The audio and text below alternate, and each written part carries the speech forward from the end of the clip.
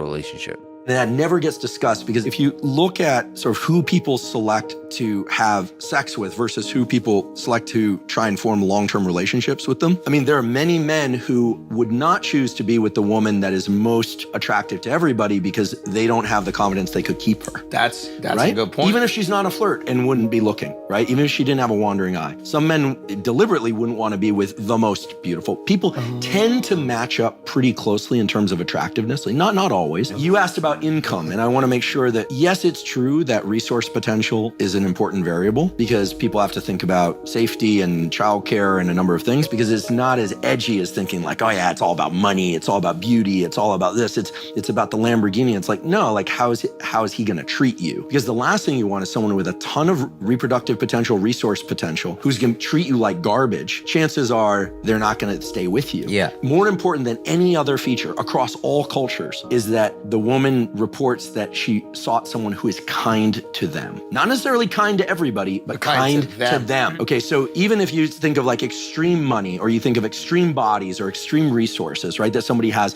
women in terms of who they tend to pair up with long-term is shown up over and over again in the data, is that their top priority is that someone be kind to them. In other words, they're not interested in being with someone who's really wealthy who treats them like garbage. And I think this gets lost because people think, oh, it's all about money. It's not all about money. It's about safety and kindness, because you're talking about a long-term bond. Right. Now, then people say, well, what about this notion of gold diggers? And by the way, there are male and female gold diggers. It's about safety and resources. And this also varies by culture, whether or not women tend to work or not work. But overall, again, I don't mean to, be a dead horse with this, but it's really that kindness towards them is critical, but not necessarily kindness to everybody. Is that tied to reproductive success also? And that, like, if he's kind to me, he'll be kind to my kids and they have a better chance of surviving? Yeah, we're doing a bit of a just so story there. Like, I don't know exactly what the experiment would look like, and I'm sure the experiment's been done, but I have to assume yes, right? Because the last thing you want is someone with a ton of reproductive potential, resource potential, who's going to treat you like garbage. Chances are they're not going to stay with you. Yeah. Or you're going to be there, but then they're going to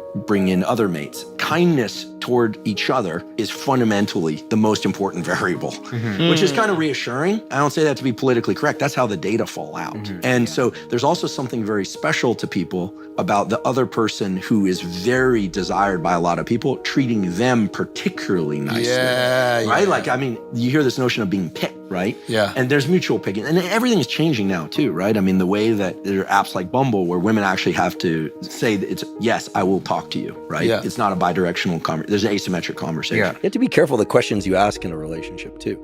You have to make sure you really want that information. And it's not just about people's past, right? If you ask somebody how they really feel about something about you, and they tell you, that may be soothing, it may be intensely stressful. Here's one thing I know for sure. For a relationship to work, you have to be brave. Again, not on the apps, but I'm fascinated by this because it's human dating behavior, but it's always going to be through the filter of biology. Well, maybe you can answer this. Can the brain outpace evolution? Where we have millions of years of evolution that men say, I'm attracted to these proportions that will nourish my kids the best, and women say, I'm attracted to these features that say he'll take care of my kids. Now society's changing in the last 70 years. Can your brain outpace your evolution, which has been hardwired for millions of years? So we have this real estate in our brain right behind our forehead called the prefrontal cortex, and it's your rule setting machine, okay? So you can create new rules for what's going to drive your behavior. Like, we can decide that what's important in a given set of situations is blank.